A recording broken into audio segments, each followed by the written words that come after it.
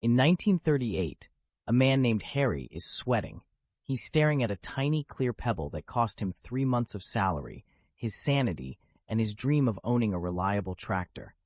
He's about to hand it to a woman named Martha because he's been told that if he doesn't, his love is a lie. But here's the kicker. If Harry tries to sell that pebble back the next day, the jeweler will laugh him out of the store. Harry isn't buying an investment. Harry isn't buying a rare treasure. Harry is participating in the greatest psychological heist in human history. Meet our hero, Arthur. Arthur is a simple man with a simple goal. He wants to marry Beatrice. But Arthur lives in a world where a massive corporation called De Beers has decided that Arthur's affection can be measured by the refractive index of a pressurized lump of carbon. Before 1938, diamonds were for royalty, eccentric oil barons, and people who owned private islands. They weren't for Arthur. If you wanted to get married, you gave your partner a ruby, a sapphire, or a nice pair of goats. But then the diamond mines in South Africa started overflowing. Diamonds were becoming common. In the world of economics, common means cheap, and cheap is the one thing a diamond cartel cannot allow. So De Beers hires an ad agency. They don't sell the rock, they sell the feeling. They invent the idea that a diamond is forever. If a diamond is forever, you can never sell it.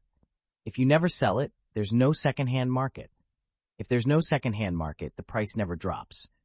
Arthur is now trapped in a loop where he's buying a product that loses 50% of its value the second it touches his finger, yet he's been convinced it's the most stable thing in his life. Arthur goes to the jewelry store. He's nervous. The jeweler explains the 4 C's: cut, color, clarity, and carat. This sounds like science.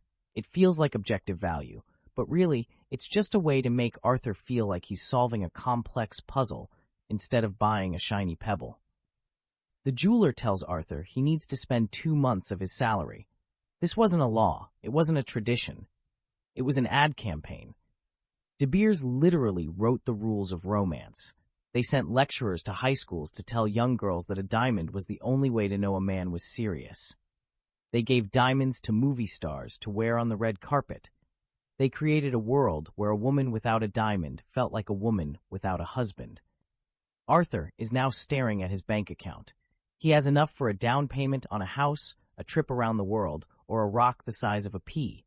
He chooses the rock because he's been told that a house is just shelter, but a diamond is a soul. Now we hit the supply problem.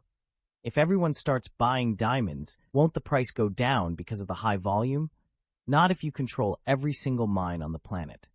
De Beers operated like a global gatekeeper. They pulled diamonds out of the ground and hid them in vaults. They created an artificial scarcity. They made the world think diamonds were rare while sitting on mountains of them.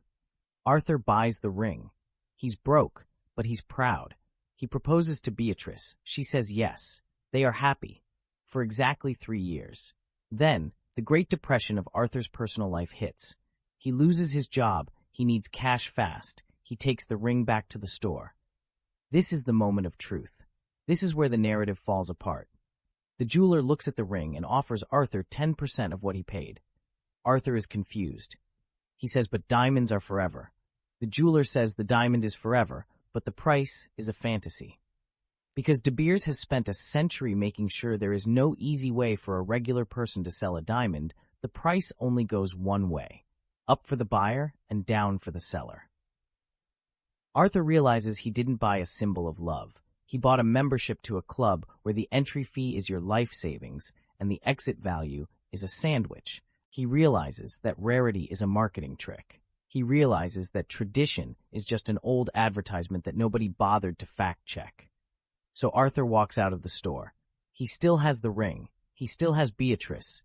But he also has the realization that he was the victim of a genius. A group of men in a boardroom decided that his heart belonged to them, and they charged him 3 months' interest to prove it. The open loop closes here. Remember Harry from 1938? He gave Martha the ring. They stayed married for 50 years. When they passed away, their grandkids took the diamond to an appraiser. They were told it was a lovely piece of history, but mostly it was just a common rock that someone had been very, very good at talking about. The greatest trick the diamond industry ever pulled wasn't making people believe diamonds were rare. It was making people believe that if they didn't buy one, they weren't actually in love.